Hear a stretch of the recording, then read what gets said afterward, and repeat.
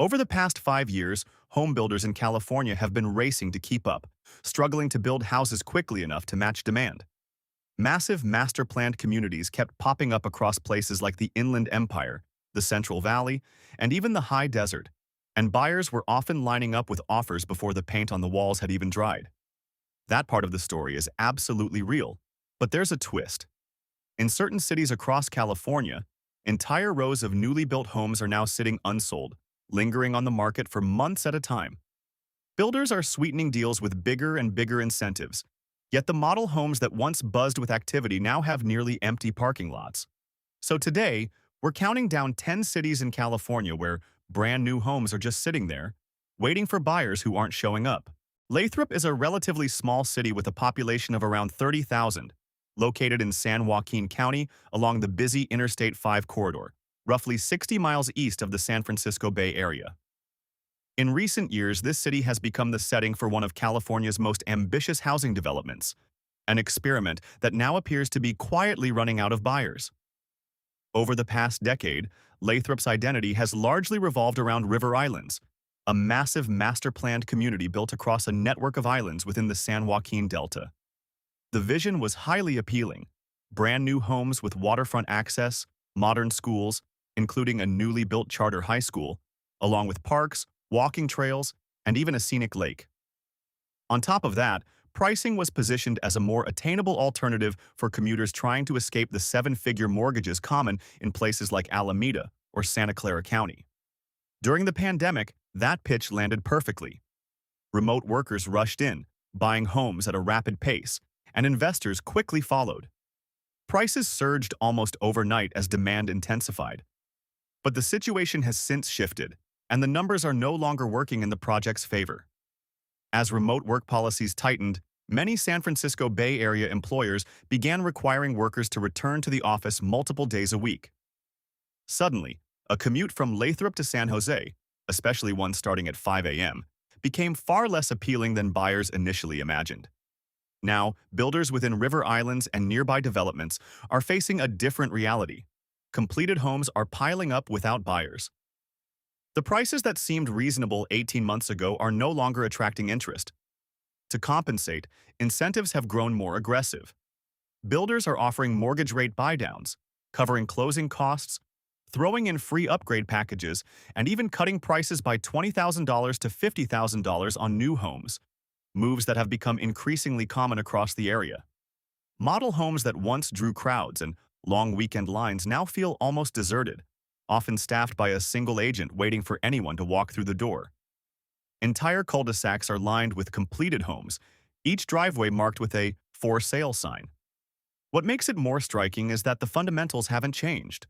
The schools are still brand new, the lake is still there, and the homes themselves remain modern and attractive. And yet, a large portion of them sit empty, waiting for buyers who simply aren't coming back at current prices. Menifee is a growing city of roughly 110,000 residents in Riverside County, located in the Inland Empire about 20 miles south of Riverside, and roughly an hour and a half east of Los Angeles, at least when traffic cooperates. This is one of those places in California where the home building boom hit full speed during the pandemic, and where that same momentum is now leaving behind a noticeable surplus of unsold homes. Back in the late 2000s, Menifee became a prime target for large national builders. Massive communities like Audie Murphy Ranch, Sundance, and Cimarron, along with many others, rapidly filled the area with new single-family housing over the course of about a decade. The sales pitch was simple and effective: newly built homes, relatively affordable prices for Southern California, modern amenities, brand new schools, and a location that still made commuting to Los Angeles seem doable. During the pandemic, that formula worked almost too well. Prices surged far beyond historical norms as remote workers and investors rushed in, eager to secure property. Now, though, the situation looks very different. Builders in Menifee are sitting on completed homes that have been listed for months without selling. To keep deals moving, incentive packages have become increasingly aggressive. Mortgage rate buydowns into the 5% range, closing cost credits of $10,000 to $15,000, and extras like free landscaping or appliances are now part of standard negotiations. On top of that, price cuts are becoming more common across new developments. The neighborhoods themselves still look appealing, and model homes remain open and staffed. But foot traffic has dropped off sharply. The pace of sales is no longer matching what builders expected when they broke ground a year and a half ago, leaving a growing number of finished homes sitting unsold. On top of everything else, rising costs are adding pressure. Home insurance in Riverside County has become more expensive, and property taxes on a $500,000 home in Menifee can reach close to $7,000 annually. So while construction hasn't completely stopped, the reality on the ground is hard to ignore. For sale signs are lingering much longer than builders would like to admit. And if you've made it this far without subscribing, I'll give you credit for the resistance. But you might as well hit the button anyway, because what's coming next only gets more extreme. A failed tech commuter gamble, a master-planned community that never fully materialized, and a high-desert development where entire blocks were left half-finished and silent. From here on out, the pattern only becomes more obvious. The emptiness keeps growing. Manteca is a city of around 90,000 residents in San Joaquin County, positioned in the northern Central Valley along California State Route 99, roughly 75 miles east of the San Francisco Bay Area. This is where the dream of affordable new construction collided head-on with the reality of a long Bay Area commute, and that dream has been losing momentum ever since. For years, Manteca ranked among the most active home-building markets in California. Large developers moved in aggressively. Del Webb created a massive 55-plus active adult community, while companies like KB Home and Lennar, along with several regional builders, spread new subdivisions across the city's edges. Entire tracts of single-family homes seemed to grow outward in every direction. The value proposition was straightforward. Newer, larger homes at prices far below what buyers would pay for similar space in places like Alameda, Santa Clara County, or Santa Cruz County. The idea was simple. Commute into the Bay Area, save significantly on housing, and enjoy the extra space offered by the Central Valley. During the pandemic, that strategy worked better than ever. Remote workers flooded in, demand surged, and prices climbed rapidly as a result. But the shift came quickly. As remote work became less flexible and interest rates rose, many buyers began to rethink the reality of commuting, especially a drive that can stretch to an hour and 45 minutes in real traffic, starting as early as 5 a.m., multiple days a week. Now, builders across Manteca are dealing with growing inventories of completed homes that aren't selling as expected. To attract buyers, incentives have become increasingly aggressive. Mortgage rate buy-downs into the 5% range, free upgrade packages, closing cost credits of up to $15,000, and price reductions ranging from $20,000 to $40,000 are now common across developments. Even the 55-plus communities are still selling, but at a noticeably slower pace, often requiring more negotiation than at any point in the past decade. At the same time, ownership costs are rising. Insurance premiums in San Joaquin County have gone up, and property taxes on a $500,000 home in Manteca can approach $7,000 per year. At its core, Manteca's growth was built around the idea of commuting to the Bay Area. But that commute no longer fits what many buyers are willing to take on. The houses are still there, finished, modern, and ready, but more of them are sitting empty, waiting for demand that hasn't returned. Fontana is a large city with roughly 220,000 residents in San Bernardino County, located in the Western Inland Empire about 50 miles east of Los Angeles, right along Interstate 10. In many ways, Fontana represents a turning point. This is where the idea of affordable new construction within commuting distance of Los Angeles has started to break down. For years, the city served as a go-to option for buyers priced out of nearby areas like Orange County and the San Gabriel Valley. Large national builders moved in aggressively, launching major developments across both the northern and southern parts of the city. Entire master-planned communities came online, offering new elementary schools, parks, walking trails, pools, and modern homes, all at prices noticeably lower than what buyers would find closer to Los Angeles. When the pandemic hit, demand surged almost instantly. Prices climbed quickly, and investors piled in, hoping to ride the wave. But eventually, the numbers stopped making sense. As interest rates increased, insurance costs in San Bernardino County rose, and gas prices stayed elevated, the true cost of commuting started to weigh heavily on buyers. Driving daily from Fontana to downtown Los Angeles, or even to Orange County, became harder to justify, especially as many employers began requiring workers to return to the office. Now, builders across Fontana are dealing with a growing backlog of completed homes that aren't moving. To attract buyers, they've rolled out increasingly aggressive incentives. Mortgage rate buydowns into the low 5% range, closing cost credits between $10,000 and $15,000. Free upgrade packages, landscaping perks, and price cuts of $30,000 or more are becoming standard across new developments. The neighborhoods themselves still look pristine, and model homes remain open and staffed. But foot traffic has slowed significantly, and unsold inventory continues to sit. Fontana was priced for a type of commuter that simply isn't showing up in the same numbers anymore. The homes are still listed, still available, and builders keep adjusting the terms, but demand hasn't kept pace. Quick side note, there's even a coffee mug designed to look like a California gas station receipt floating around online. It's meant to be funny, but honestly, the joke hits a little too close to home. One belongs in your kitchen. The other feels like something you'd rather leave in the past. Tracy is a city of about 95,000 people in San Joaquin County, located where Interstate 5 meets Interstate 205, roughly 60 miles east of the San Francisco Bay Area. This Central Valley city built its entire growth strategy around one idea: serving as a more affordable option for Bay Area tech commuters. Now it's dealing with the consequences of that bet. For nearly 2 decades, Tracy expanded by marketing itself as the budget-friendly alternative for workers priced out of Silicon Valley.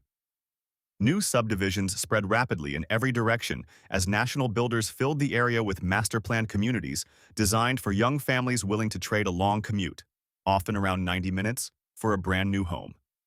When the pandemic hit, that value proposition became even more powerful. Suddenly, commuting wasn't required at all. Buyers could move to Tracy, work remotely, and save a significant amount on housing. Demand surged, prices skyrocketed faster than in most other Central Valley cities, and investors quickly jumped in. Construction activity accelerated to keep up. Then the shift happened. Remote work policies tightened, and major Bay Area employers began calling workers back into the office multiple days a week. That once optional 90-minute commute suddenly became unavoidable again, and for many buyers, it was a deal-breaker. As a result, builders across Tracy are now sitting on growing inventories of completed homes that aren't selling as expected. To move properties, they've rolled out increasingly aggressive incentives: mortgage rate buydowns, closing cost credits in the $10,000 to $15,000 range, complimentary upgrade packages, and noticeable price reductions have all become standard across new developments.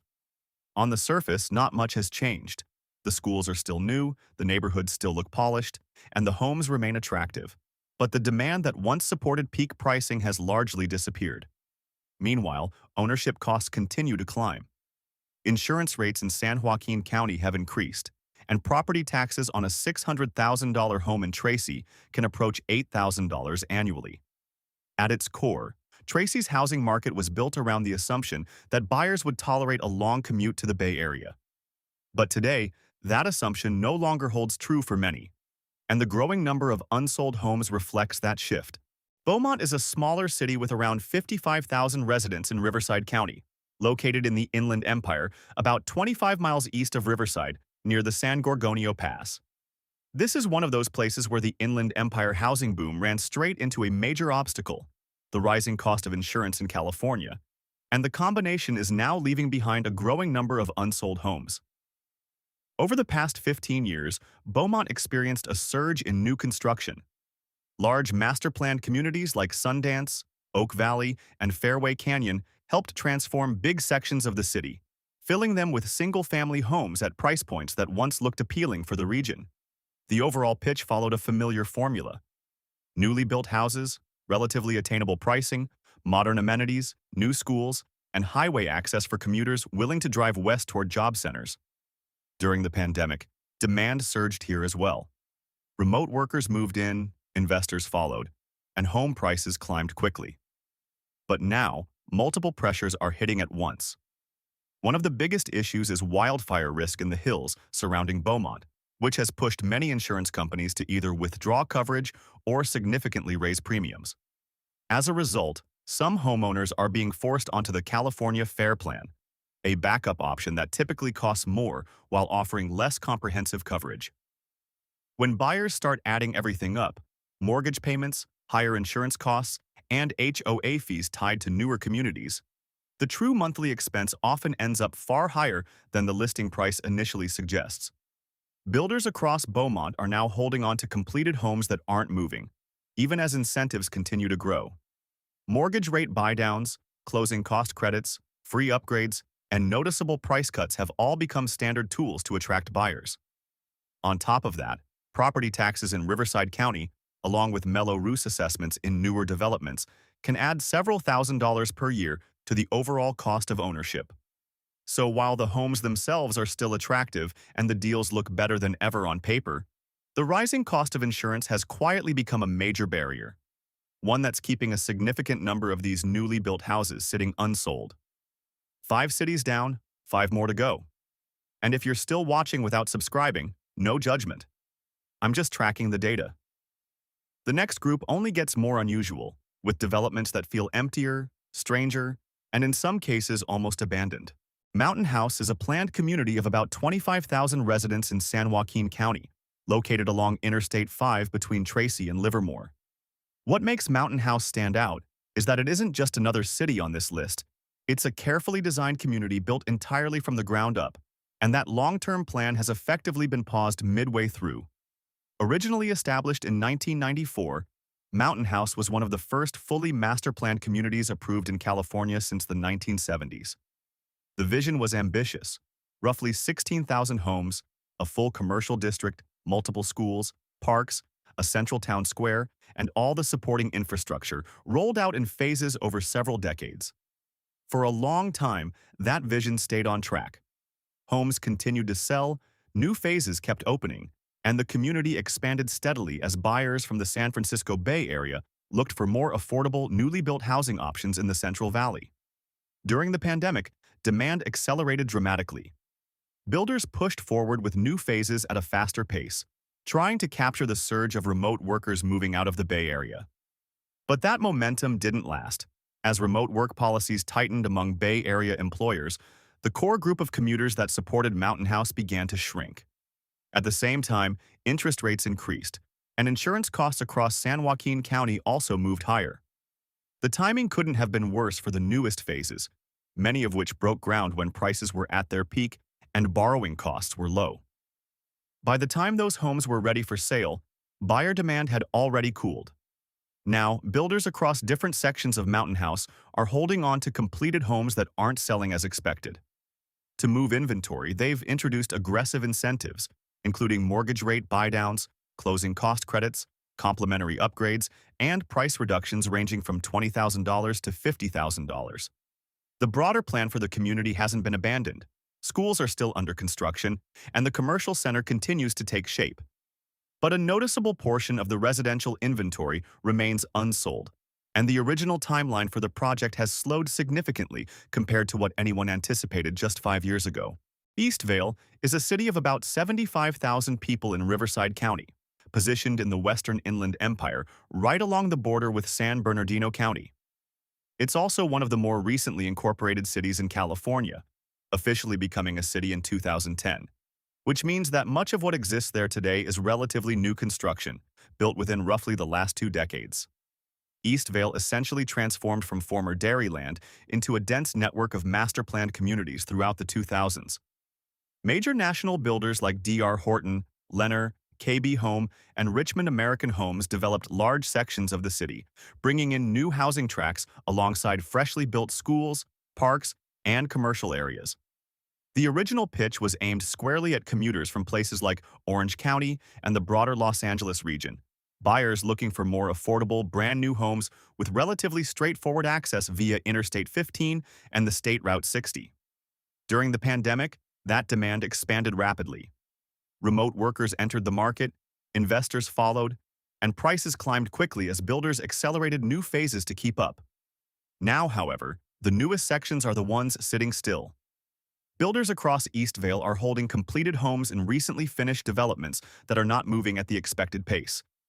To respond, incentive packages have become more aggressive across the board. Mortgage rate buydowns into the low 5% range, closing cost credits up to $15,000, free solar installations, upgraded design packages, and direct price reductions have all become common tools in new home negotiations. At the same time, costs on the ownership side have been rising. Insurance premiums in Riverside County have increased, and the return-to-office shift across the Orange County and Greater Los Angeles County job markets has made the daily commute less attractive than it once was. On top of that, property taxes combined with Mello-Roos assessments in newer developments add several $1,000s per year to carrying costs. So while everything still looks new, schools, parks, and neighborhoods included, a noticeable share of the most recently built homes is sitting vacant, marked only by builder signs and quiet driveways. Lake Elsinore is a city of about 75,000 residents in Riverside County, located roughly 35 miles southeast of Riverside along Interstate 15. This is one of the places where the Inland Empire housing expansion collided directly with two growing pressures in California: wildfire exposure and an increasingly strained insurance market. The result has been a noticeable number of newly built homes sitting empty because they've become difficult to insure at reasonable costs. Over the past 15 years, Lake Elsinore has expanded rapidly. Large master-planned communities such as Canyon Hills, Tuscany Hills, and Summerley have transformed the hillsides and flatter areas around the lake, filling them with new single-family housing. National home builders continued pushing phase after phase of development as demand held strong. The sales pitch was consistent with much of the Inland Empire: brand new homes, relatively affordable prices for Southern California, modern amenities, new schools, and convenient highway access for commuters. During the pandemic, demand surged again.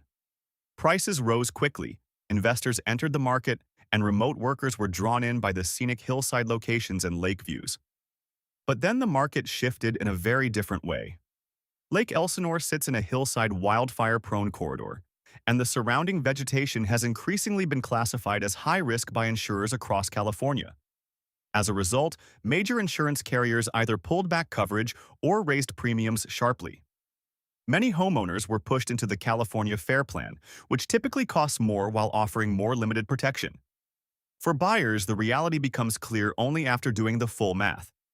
Mortgage payments plus rising insurance premiums plus HOA fees in hillside communities often push monthly costs hundreds of dollars higher than the listing price alone would suggest.